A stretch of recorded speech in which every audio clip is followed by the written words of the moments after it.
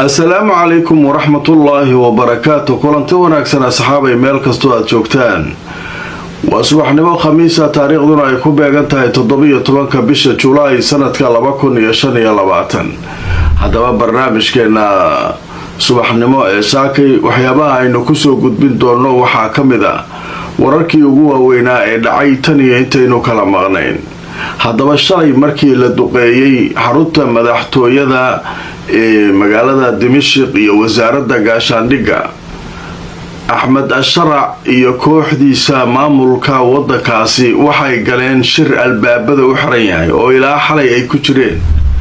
haddaba saakay ayuu Ahmed Asharac la hadlay shacabka Suuriya iyo guud ahaan dadka caalamka. نعرف جيدا من يحاول جرنا إلى الحرب ومن يسعى إلى تقسيمنا، ولن نعطيهم الفرصة بأن يورطوا شعبنا في حرب يرغبون في إشعالها على أرضنا.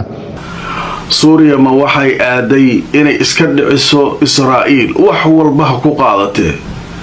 haddaba xaaladaasu iyo wixii uu yiri oo faahfaahsan ayaynu barnaamij faahfaahin doonaa. hogaamiyaha mucaaradka ugu weyn Israa'iil Labed ayaa isaguna waxa uu cambaareeyay weerarkii shalay Israa'iil ay ku qaaday madaxtooyada magaalada Dimashq. qaybaha dambe ee barnaamijkana waxaan idinkugu soo gudbin doonaa warar waaweyn oo ka soo baxay saakay magaalada Gaza mar kale dagaalo dhacay askar Israa'iiliyiin oo halkaa lagu qararamsaday. way ku socotaa maalmaan xaalku halkaas meesha uu marayo Gaza iyo waxa laga dilay waxa laga dhaawacay barnaamijku faahfaahinayna. inta aan ku jirno wixii warar soo kordhan waareen macluumaadkii iyo wararkii aynu ku soo gudbinay barnaamijyada idin shalay ilaa xalay. haddaba saakay barnaamijkeena waxaynu ka bilaabaynaa arrinta waddanka Suuriya. sida aad la socotaan oo aan shalay barnaamijyadeeda idinkugu soo gudbiyay, Israa'iil shalay waxay weerar ku qaaday xarunta madaxtooyada meel ku dhow magaalada Dimashq iyo taliska hoggaanka ciidanka wasaaradda gaashaandhigga. marka arrimahaas waxay noqdeen kuwo adduunka oo dhan uu aad uga hadlo. maxaa keenaya in Israa'iil inta soo duusho madaxtooyada Suuriya duqeyso? ma dagaal Suuriya ay qaaday ayaa jiray oo ay Israa'iil ku qaaday oo Israa'iil ka jawaabayso? maxay tahay marka sababtan? dagaal ka dhacay magaalo la yiraahdo Suwayda oo niman Druusa iyo qolo reer baadiya oo Sunniyiina dirireen ayaa madaxtooyada u duqeynaya. warkaas war sax ma ahan.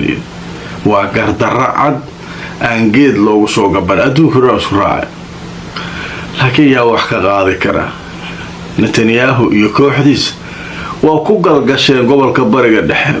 Iiraan oo iska joogta ku duul. Lubnaan isaga laalaabo saa rabta u garaac. xabad joojin ha sheegin. xabad joojin maba qornaba. meeshaan ku aragno Xisbullah garaacayna. soo duula xuuti u imaada Yaman duqeeya. Gaza waaba maalin kasta duqeeya. meesha rabtaan ku duula yaa idin la hadli kara? marka shalay waxa dhacay warbaahinta marka Suuriyaanka iyo kuwa caalamku waxa laga warsugayay falcelinta ka timaada maamulka dawladda Suuriya. dawladda Suuriya si ogsiin in la yiraahdo Ahmed Asharac ayaa madaxweyne ah. Ahmed Asharacna waaba nin dagaal u joog ahaa. dagaal iyo waxaan iyo maba laga baqabo. shiru marka wuxuu la qaatay raggiisa waaweyn ee dawladda ku jira. dawladihii caalamka oo dhanna way soo wacayeen, way uga tacsiyenayeen dhibaatada loo geystay. Mareykanka ugu horeeya, dawladihii Carabta ku xiga, Turkiga ku xiga, kulligood waxay lahaayeen arrinka waa khalad, waa ka xunnahay, mar kale inaysan soo laabanaa ka shaqaynaynaa waxaasaliin. marka dadku maxay sugayaan Ahmed Asharac hadalkiisa.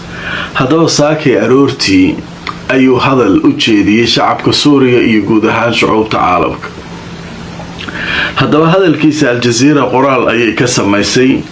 waxaa ciwaan looga dhigay Asharac wuxuu yiri kama baqayno dagaal, laakiin waxaynu dooranay inaynu dalkeena ilaalino. dagaal kama baqayno, laakiin dalkeena inaan ilaalino ayaan go'aansanay. waan idinkula wadaagi doonaa.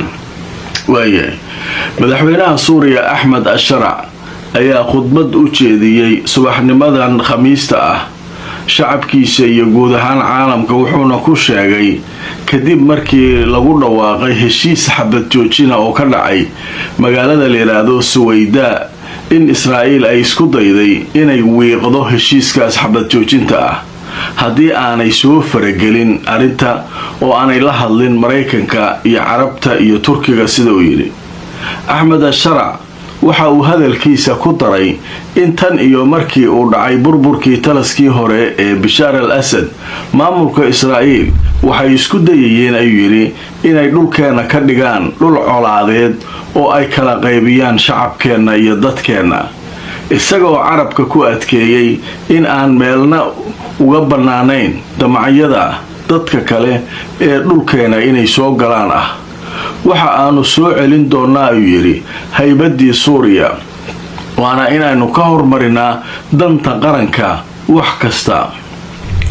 madaxweynaha Suuriya oo ka hadlayay duqeyntii Israa'iil ay Arbacadii la beegsatay magaalada Dimashq iyo deegaano kale oo Suuriya ka tirsan wuxuu yiri waxaana soo food saartay doorasho ah inaynu la dagaalano Israa'iil oo aan dagaal aadno iyo inaynu ogolaano inaynu la heshiino duruuska Suuriyaanka ah.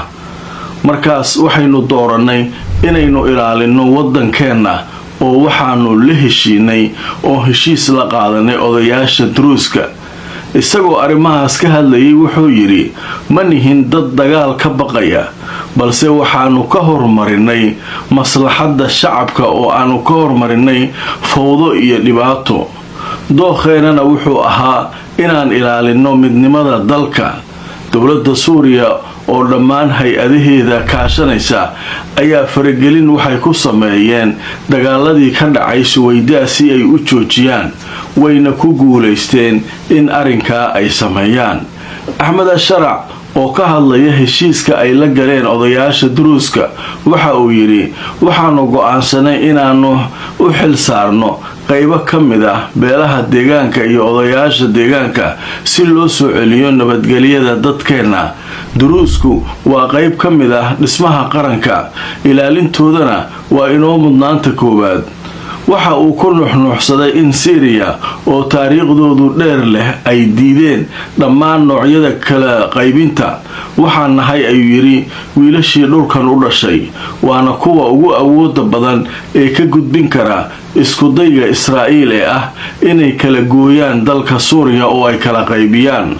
ma aha meel lagu tijaabiyo shirqoolada shisheeyaha dhulkeena iyo hamigooda.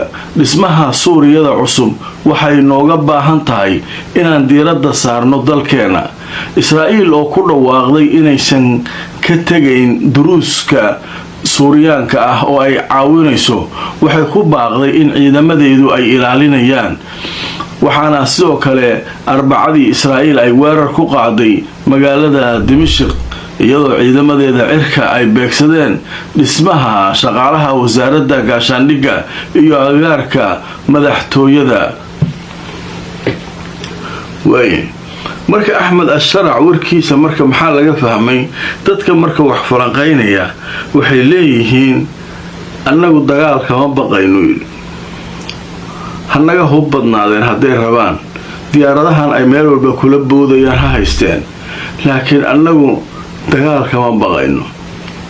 dagaal waa la geli karnaa, laakiin waxaan weli rabnaa fursadda inay dagaalna geliyaan dalkeena, inay kala qaybiyaan dalka burburiyaan ay rabtaa. Israa'iil ujeedadaasay leedahay, laakiin annagu waxaan la ciyaaraynaa taatika ah. iyagu waxay yidhahdeen duruuskaan ilaalinaynaa, annaguna waxaan leenahay taatika ah oo yidhi duruuska waa Suuriyaan walaalaheen waabe, wadankay wax ku leeyihiin, annaga ayaa naga hortaagan inaan la heshiino oo wadankeena dhisano. Israa'iil xaggee naga soo gelaysaa?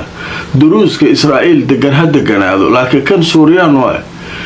marka annagii inaan cuqdad tusin nimankan duruuska ah ee wadankooda jooga. Israa'iil marka meele ka soo gasho ma leh arid. marka waxaanu kala doorano yiri inaan la dagaalno Israa'iil la dagaalno iyo inaan duruuskan ay ku soo dabagambanayso soo jiidano waddanka samayno marka wuxuu yidhi hadda hawsha saasay ku soconaysaa laakiin marka dambe haddii baashu ka badbadis tagto dee waa ku qasbanaan doontaa baashu waxay tegi doontaa waxay Soomaalidu tiraahdo xaninya kataabada tegaysaa marka xaalku meel xun u tegi doonaa marka nimankan Suuriyaankaana niman liita ma ahan niman caadiya ma ahan marka meelay Israa'iil ka weeraraan way haystaan xuduuday leeyihiin hatta waddan kale uma dhaxay